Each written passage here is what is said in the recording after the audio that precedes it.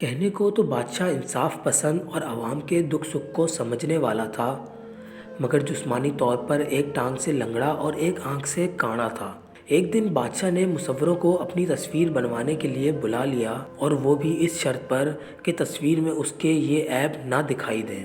سارے کے سارے مصوروں نے یہ تصویریں بنانے سے انکار کر دیا، اور وہ بھلا بادشاہ کی 2 آنکھوں والی تصویریں بناتے بھی کیسے جب بادشاہ تھا ہی ایک آنکھ سے کانا، اور وہ کیسے اسے 2 ٹانگوں پر کھڑا ہوا دکھاتے جبکہ وہ ایک ٹانگ سے لنگڑا بھی تھا۔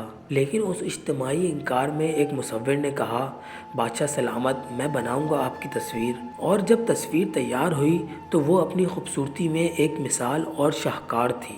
تصویر میں بادشاہ شکاری بندوق تھامے اور نشانہ باندھے تھا، جس کے لیے اس کی ایک آنکھ جو کہ کاڑی تھی اس کو بند دکھایا گیا تھا، اور ایک لنگڑی ٹانگ والے گھٹنے کو زمین پر ٹیک لگائے دکھایا گیا تھا۔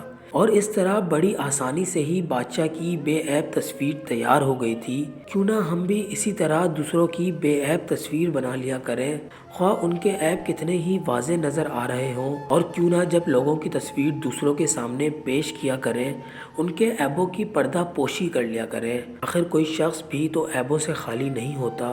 کیوں نہ ہم اپنی اور دوسروں کی مثبت اطراف کو اجاگر کریں اور منفی اطراف کو چھوڑ دیں اپنے اور دوسروں کی خوشیوں کے لیے۔